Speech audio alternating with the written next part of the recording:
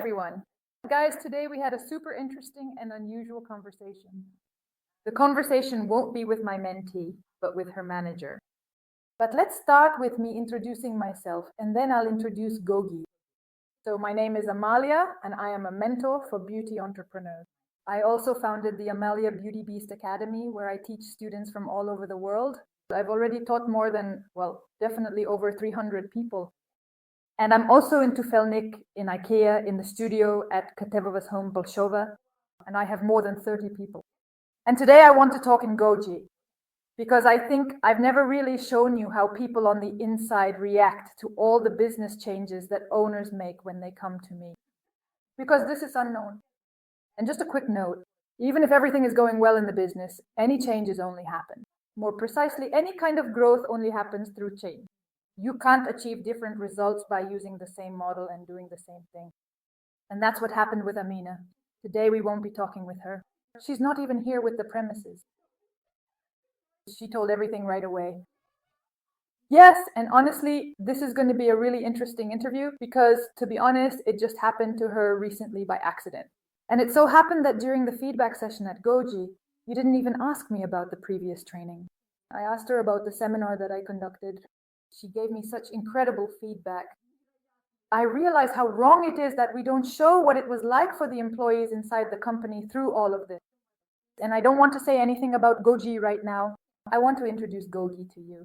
This is the wonderful Gogi, an incredibly beautiful girl, who honestly will introduce herself, and then we will continue our conversation. We will introduce ourselves and open up a lot about ourselves. Hello, I'm Gogara Legoga. I am the manager at the Annie-Light Cosmetology Center, and my immediate supervisor, Annie, was trained by the wonderful Amalia.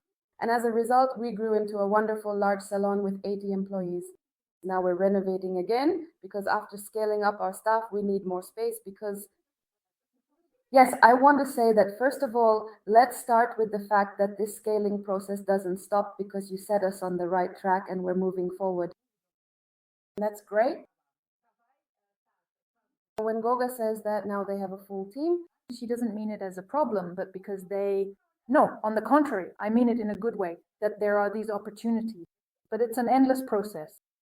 An endless process of hiring, an endless process of growth, an endless process of marketing, because if we keep growing, we need to bring in even more people. And as they say, many won't be able to just sit idle. Because the stream of clients keeps coming all the time, there's a shortage of staff, and fortunately, we've already become the kind of company that people are eager to work for, not just to be served by. That's very important. Very important. Because we position everything correctly. All the work processes inside are running properly, everyone is doing their job right. And inside there are satisfied managers. Yes. Inside there are happy people, satisfied with the management, and clients who are happy with their service and their technicians, all for each and every one of us. They recommend it, and those who work for us, because people from the outside see how those who work for us feel. What is the feeling of our clients, our history, our personal brand? Of course. But I want to say that I can't help but mention these points in this interview. The mood of the employee, what people see in the team, is a super important point. Dancing with a smile for clients or employees, that's not what this is about at all. Today we'll talk, and Goga will share how job descriptions have made life easier. The reputation of a salon, of a business, is the most important thing any business has. Because if you have a great reputation, I'm telling you, you have two types of clients. Every business has two types of clients. The first is the one who buys from you, basically gives you money, and the second client is the one who wants to work for you. And when both are in balance, I think that's the most amazing model. Gog, let's start from the very beginning. I'd like us to go back to the time when the managers first came to you. Honestly, I'm not sure how that would have gone. Tell me, did you mention that there would be a teacher? Or maybe you had already started learning? And overall, how did you feel about that? What did you feel? Look, first of all, we were already in a stage of some changes. We had talked about wanting to make changes. And at that moment, they kind of started learning from you. And since I never had a moment of distrust towards the decisions, no, because she's my friend. We're both leaders, so naturally I trust her decisions. And I think, okay, even if I don't understand, let's go. What's going to happen there? Pay attention to Gogi's face, as I mentioned. She just says what's going to happen there. And I had a rather skeptical attitude. At first, only later, when we started to get into the process of making the groundwork and getting acquainted with what was supposed to happen little by little, that feeling of mine began to align. And by the end of even the first month, when we already had some noticeable changes, I realized that there really was something to it. Then came New Year, and about a week later, I met you in person at the event in Solnce, at the event with Fenas. I had already picked up on you non-verbally, the way people do when they see someone else. What kind of people are they really? I saw a gentle, fragile, but at the same time strong and resilient person. It's clear that she knows what she's talking about, and she'll make something of herself. She's been through this journey, and you can really sense that from her. Right now, I just wanted to honestly say that it's so interesting. People really do see one thing on Instagram and pick up on a certain impression, but in real life, it's a completely different story. And recently, too, we filmed something, people didn't get lost about it, and now we're not even talking about it, but from the outside, it seems like such a tough boss, even in her own company, just putting everyone in their place, and that it's impossible to deal with me, basically. Like, that's not true. I'm actually a total sweetheart on Instagram. Honestly, to put it bluntly, yes, where it's needed, that's when I can be a tough boss. When you need to turn on the manager mode, you turn on the manager mode. When you need to turn it off, you turn off the manager mode. And you don't overdo it, but it's expensive. In other words, to sum up, there are 2 points. First, a tangible result. That is, financially, you're doing great. Trust in your manager, trust in their decisions, maybe even starting from getting to know you, because I think it will help everyone when they see you in person, feel your energy in person, and understand who you are. Yes. And the second point then is personal connection. So these are the 2 main points. Now, look, I wanted to ask you to be honest. Today we're having a super honest conversation. I want Golnya to speak. I'm saying, don't worry, I won't be offended by anything you say. So please tell me, what was difficult for you there overall? Maybe at first, maybe you didn't open up right away, maybe you already trusted, but was there some turning point that you remember most? As for the turning point, well, for me, I'll tell her there was some kind of turning point. It was relatively gentle, but most likely it was making the decision that was hard for me to say, yes, I'm going down this path. And I understood that I would also have to change in every way, change as a person, as an employee, because in the end, I grew into a leader.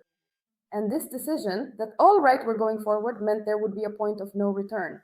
I would no longer be that calm, good girl who never wants to scold anyone. I had to really feel like a leader to tell people what to do, because that's the position I was taking. But now, thanks to the training, thanks to the microstructure roles, and thanks to the psychological part of the training, we also understood how to position ourselves correctly. Who is who, what each person is responsible for, what I can demand and what I can expect. That's a really great point. So basically, Gogi and I, of course, talked a bit more during that interview. And she said, and we realized this ourselves, that she had this good girl syndrome, which absolutely everyone has. I had it too. And that was a very important point. This was a very important point for leaders, not just managers, but specifically for those in leadership positions. This syndrome is common among all of them. They worry and are afraid of offending the people they work with. And it turns out that Gogi answered the question, did you get job descriptions? So in general, this whole system that everyone is afraid of, like Gogi will hand over the rules. Also, you really helped me properly assess the value of my work, the product we're creating, because yes, we understood that we were on the right track, doing something good for people, that it was useful, that people wanted it, but the full value, the complete understanding of the product's worth, not just the lifestyle aspect, came to me much later. And probably I also started to treat my own work, what I do, with the right attitude. Because of this, I also developed the right attitude towards employees and also in the instructions, because everything is clearly written in black and white. Who is responsible for what is allowed and what is not. There is a certain range of action, so when an employee knows within this range, I can act, I can do this, I can compliment the client, but there are certain things that I need to discuss with my supervisor. For example, I am not allowed to be late. And overall, the challenge with this important instruction was that everything was written down and there were many pages, but when our girls, thank God we have sensible girls working with us, started reading it, they realized that based on our verbal agreements, they were already doing all of this anyway. But when there is a written text, you take it more seriously. You don't break the rules as it's a big problem. People tend to think that if some papers are signed, it's something scary. It seems like if there's this piece of paper, then it must be something serious, even though it says exactly the same things that were discussed verbally. People just get scared because there's more responsibility involved, but there's actually a really great aspect to this. Can you remember when we started working together? How much time passed? Well, it's not really clear. Maybe it was a month later too. When did you realize that, well, this is exactly what you needed, that everything works, everything is working? When did that anxiety completely go away? Was it about a year or half a year maybe? No, it was About 3 months, I think, because we had a huge workload. And we started, by the way, working with the database thanks to your training. And honestly, I recommend everyone to work with their database because you can't imagine how many compliments we got from clients and the ideas that came from those you serve. Did you get paid for that? So who got paid? Were there people like how many? Maybe 3 or 4. Some people didn't pick up the phone, but there was nothing critical. On the contrary, a lot of people came back to us and some said they were working, some were pregnant, some were out of the country. Overall, this outreach was very good because we remembered a huge number of people and then they came back. And there's this mistaken belief that I know my client base. I've had that myself. I'll admit it honestly, that I know exactly how they'll react. I know how to talk to everyone. I know what they need in life. Yes, yes, yes, yes, yes. That's what they tell me. Well, that's what came up here, right? Don't try to create your client base like that. It's just not right because a person knows better. A person does this 100 times more, and she knows how to work with the client base. And just by taking these actions, honestly, we can simply stop. Right now, our client base is constantly active. Of course, we get great feedback. We serve more people. She remembers. People talk about us. They love us. They love big checks, all thanks to the client base we have. Yes, I believe it. Which you also get through communicating with your entire client. That's great. And honestly, we could talk about this for hours in the kitchen. Right now, as I listen, he has this question and I say, yes, but you can't, you have to invest. Tell us how it is now at the center. First, just explain how to do it at the center, then we'll summarize everything, before and after, in your own words. What was it like and what is it like now? What's happening now? Well, if I had to describe it in one word, it's growth. Constant growth because the employees also get used to it just like that. It's basically 100%, it's constant growth. But the key factor behind this growth is that you do it once, everything is good, but then you have to keep monitoring it. And if you do everything and then stop keeping an eye on it, thinking that everything will just keep going up and you'll get rich, no, that's not how it works. You need to keep your finger on the pulse. Everything Gonga says is right. You let your guard down. Yeah, you sneeze and miss something, and I say something else. I still say something else. I keep to sum up, it was a kind of chaos. I mean, we had working tools, but it was more like we just had pieces of a puzzle. What we really needed was restructuring. Now everyone is on their own sheet, everyone knows what to do. Naturally, now we're moving faster. Before, everyone just did what they thought was right and acted on their own initiative. Now the initiative comes from a shared vision, and as a result, we're experiencing steady growth. We constantly monitor our actions and work based on data. How employees relate to the device is also an important point. You were an employee, but still in a different position. As you mentioned, you were in a position that was friendly, in a good way, beneficial for everyone. In any case, you were in a position of acceptance because you worked with her and your attitude was always positive.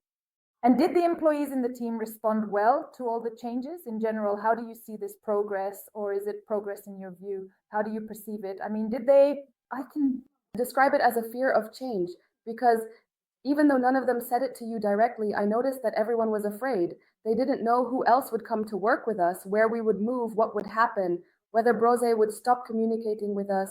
There was that kind of fear too. Like she would be so busy with her own affairs and projects that she would only pay minimal attention to the employees. But any fear goes away after you take action. When you do something about it, you track the results, you understand why it happened. Lack of knowledge and lack of action, those are the main reasons for fear. If you trust your leader, you just do it. Even if it feels like you're doing it blindly, you just focus on results and all your questions. The results will be 100%. You know, it's like, what helped you? You mentioned briefly before we started filming that you finally stopped measuring yourself as if you were wearing someone else's jacket, as if you were the problem. So you finally felt what it was. How can you explain that? You said something really important because there's a problem among entrepreneurs. When their employees, or even among key leaders who create companies, their employees don't treat them as leaders, as if the roles are mixed up. So where did you feel it? What was the moment? Maybe your knowledge, maybe your relationships. What happened? Of course, first of all, it's knowledge, but there was also a moment when I separated my past self from my management persona. I realized that I can be a different person outside the salon, outside the house, with friends. But who am I here and why am I here? First, I understood my responsibilities, what I can demand, and what I need to do to achieve that. Yours, oh Lord, don't forget, and not from this. Well, of course, I feel very awkward in such moments, and you have to understand I feel when to scold, when to motivate, when to reprimand, and when you can just listen, because a person might have some kind of obstacle in their way, and you can help them with that.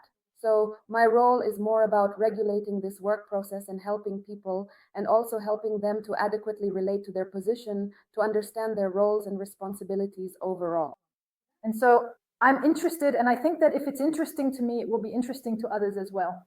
So you implemented this, and as I recall, you told me that your core team stayed, everyone stayed even after the changes, everyone remained.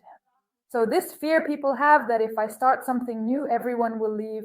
Well, friends, if you are doing something for the benefit of your employees, your people will stay. Those who leave are the ones who weren't ready to achieve results themselves. That's another important point. When new people come in, this is also a very difficult question for everyone. They think, should I show them these papers? They probably won't. How do you understand it? Do you find it easy or difficult to understand? How do people relate to your corporate spirit? Right now, I just spoke for a minute about the old employees, and I'll get to everyone, to the topic of love later.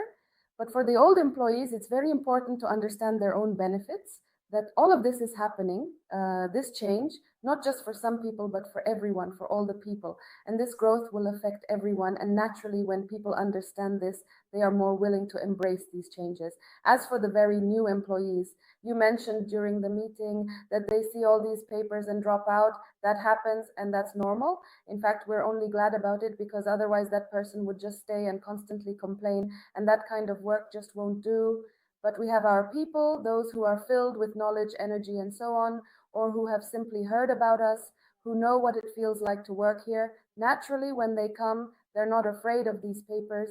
And here we already look at the quality of the person. Are they ready to learn, ready to change, ready to be disciplined? And if they have at least some basic, essential knowledge, we also take them on for training, of course. And this, of course, becomes an excellent filter for us, and we keep bringing in people. yes, I completely agree. I'll also summarize everything I've said and what we've discussed. I truly believe, and I've realized this for myself as well, that when we are convenient, both as leaders and as managers, of course, it's comfortable for many people to work with someone who is easygoing. You end up being a very convenient manager where people can come and go as they please, and basically, there are no real responsibilities. But that's a recipe for a total lack of discipline. And those who understand that you can never build a business on a lack of discipline and a lack of systems, they get it. But when you're an inconvenient manager, when you can say what you think, When you show it, when you can say, no, you can't do that, and it's even written here and you signed it, you understand. Of course, that's inconvenient, but you're a great manager. Once at a meeting, I asked my employees, this was right at the beginning, before anyone had left, I just asked, do you want an effective manager or a kind manager? Back then, I even chose the wrong word. I should have said a convenient manager, but I tried it out anyway. And honestly, I think half of them just had no idea, and some of them did answer me. And to be honest, if a person really understands, really gets what you're saying, if it's truly for their own good, they'll accept it, of course. It's very common, especially when we were not because of work, like work isn't the point, you know. I thought the issue was this. An inconvenient manager, just like an inconvenient wife or an inconvenient friend, is someone who believes in, yes, that's just how some people are. You have to take that into account. Not everyone is capable of it. Then a person is in a healthy position. They don't bring their emotions into work. They understand that nothing inhuman is being asked of them from above. They simply don't show up late. They just do their job well, and they treat their parents and colleagues well. That's not. It's not strange. It's normal. It's just that in our world, maybe there's so little of this left that it seems a bit wild to people that you have to write it down and have people sign under it. But over time, the tension really went away, and now everyone knows what to do. So, well, there's no more growth in that issue. Yes, I think the most important thing right now, and the reason I didn't want to pretend that everything is perfect, that everything is great in the creative team, that everyone understands, but who got upset? Who got upset? Who put up obstacles? That sort of thing. everyone only benefited and the company is growing. The most important thing, as I mentioned, is that with the team, with the square at Gyoke, will it always be from 30? From 30, yes. Well, from 30 to 32 square meters. Now it's 100 square meters, even more. We'll see about that without numbers, of course. If GOK allows it, I would like to. Of course, it's interesting. It's thanks to the fact that there was knowledge and there were people who applied that knowledge. I think one without the other. Yes, by the way, it's very difficult. Yes, when you just you've heard about the CRM system, you implement it, and that's it. CRM systems are simply my irreplaceable assistant. I see everything I need to see there, because before I used to just calculate everything by hand, writing it all in Google Docs. CRM systems show you things that don't always come to mind right away, things you might not think to say out loud or even consider. But when you see that you have an entire service that isn't selling at all, you start to ask yourself, why is that? I have this, I can sell it, and then you start working with your database. That's why it's important, and I want to say to the viewers, to those who something is about to happen, even just a little bit, go get some training, kid, or even if not, just go there, because in the process you'll realize what a treasure trove of knowledge is in front of you, and no matter what you're preparing for, it will always take you to greater heights, and later how can you say that? Only someone who didn't really understand me at first would say that. That's an important point. Not always, no, really, it's true. At first we can't always see it, can't always perceive it properly, you see. I remember myself too. It's important not just to turn away and leave just because you think something's wrong. Yes, that's the stance of a very strong person. Not everyone can do that, and a lot of people turn away precisely because they think, what can she give me? But I suggest instead, let's think about what you yourself can do, why what you're doing now isn't bringing better results. So it's simple. If you're like a rocket moving forward on your own, and you feel like your speed is fine and everything's going well, that's one scenario. But when you really want to grow and take in everything that's happening, and you feel like something's missing, then I believe you need to reach out to people, and I'm not just talking about myself, generally in any problematic situation, whether it's being overweight or something else. I think it's absolutely critical. It's wrong to just sit and then get up doing nothing. There are specialists who can solve your problems, that's it. With as little stress as possible. Yes. I'd also like to emphasize the point that how the owner or proprietor treats their team is also important. So if you don't want to do this, if you don't see your team as your own, then they just work for you, right? Yes, because I just can't help but highlight the fact that with such dedication, they passed all this information on to us, and we also tried to make sure we didn't get discouraged, to take everything in stride, not react defensively, but gently. It's very important for people to understand why this is happening, both her efforts and your efforts. Now it's all about the cool result that we saw in action today. And we're communicating. I hope you enjoyed this segment. Honestly, I really liked it. I actually realized that, I don't know, some kind of creepy story. Because this is something you won't hear elsewhere. This is something and I won't find out unless I ask, because usually we talk about results in numbers, about the 11th in Katisto, yes, about things like that. But what's happening on the inside? That's actually the most important thing. It seems to me that's exactly what people are afraid of. Like, how will the team react? What should you do? And how do you make it so that, and the scariest thing is any manager, it really is scary. I think so, and I don't know why. No matter what kind of team they have, whether it's strong or not, the manager worries themselves, meaning they are their own team. That is, it's themselves, and employees don't always worry about looking inward. Yes. It's a kind of paradox. I actually realized recently that no matter who comes to me, no matter what kind of team, and now I'm training with my hand. So touching, for some reason, it's always easier for a roller leader. Yes. Yes. Then what do? We sit with ourselves? Just like that. They do. And as if nothing is happening. Yes. It's a huge amount of work, huge work.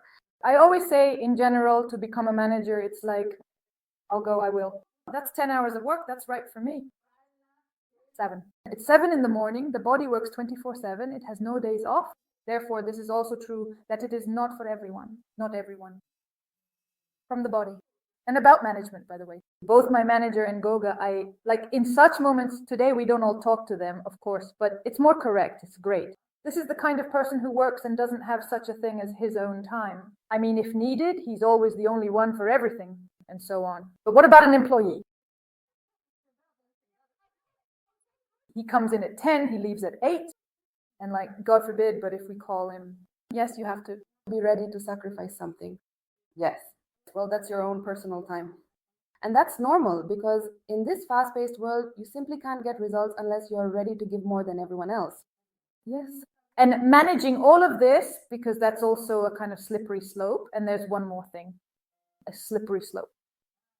You don't always need to take away all these values when managing, because recently Misha Bredinok explained it really well.